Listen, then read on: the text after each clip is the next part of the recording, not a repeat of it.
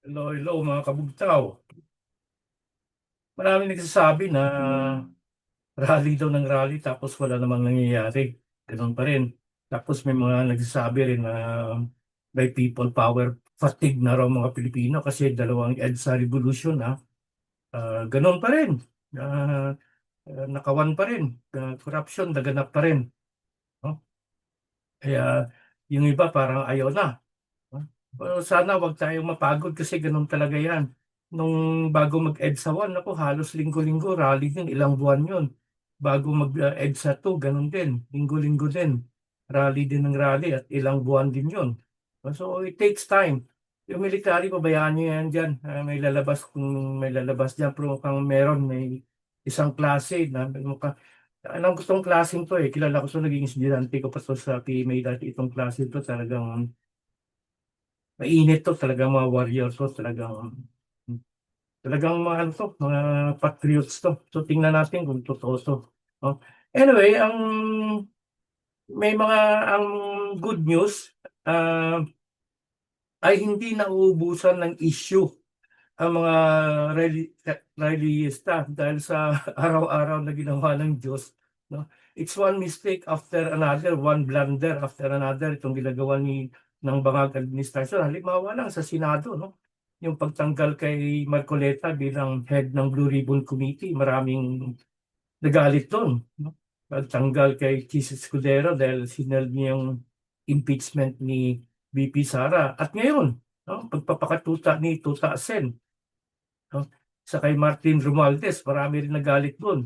At nung si Tulfo na nung pag-resign ni Lacson as head of the Blue Ribbon, chair of the Blue Ribbon Committee, pumalit si Eric Sylvester Tulfo at he concluded the hearing. Ako, marami rin nagalit doon.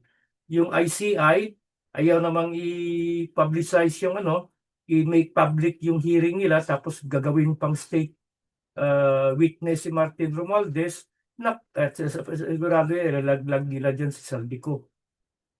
Marami ding nagalit dyan. Yung taxes na pinapataw ni Taxman Recto, galit din. At maliban sa mga political issue, yung araw-araw na kahirapan, no? Yung pag-commute, yung haba ng pila sa MRT, yung baha, no? Yung traffic at syempre yung kung ano lang aabutin ng sweldo mo. Oh, yan, talagang malapit sa sikmura ng mga Pilipino yan. No? It's one mistake after the other. Saka ito pang ano ba yan? Yung si Claire Castro gagawin pang Secretary of Justice. Nako, she's a clown. Yung pagka-appoint kay Rimulya sa ombudsman, marami rin nagalit yun. So, hindi nawawala ng issue ang mga rallyista natin. No? Hindi na nawawala ng issue ang taong bayan dahil it's one mistake after another itong ginagawa ng bangag administrasyon, walang accomplishment at saka ang ginagawa nila ngayon, nililihis ang issue. No? Binabato doon sa mga alay ni Duterte tulad ni Senator Bongo. Imbestigahan doon siya ng DPWH kasi may mga contractor din siya. Binabato kay Senator Bato. No? Yung extrajudicial killing, yung nakapintong warrant of arrest niya sa ICC. Binabato kay Vice President Duterte pagkaupo ni Remulla as ombudsman. Dami-dami ng problema sa trillion-trillion na ninakaw.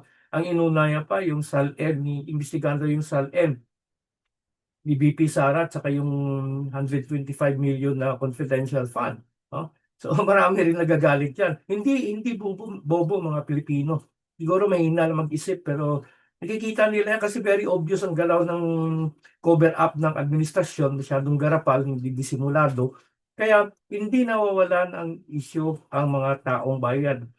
At sabi nga ni Sun Tzu sa kanyang Art of War, never interrupts, never interrupt your enemies while they are making mistake. Para bang nakikita ko dito, they're being given rope long enough to hang themselves. Parang hinuhukay nila itong administrasyon ngayon.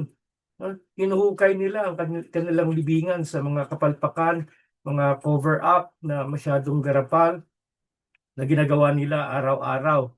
Kaya let's be patient. Siyempre, kahit nakadalawang people power na tayo, ganun talaga. no?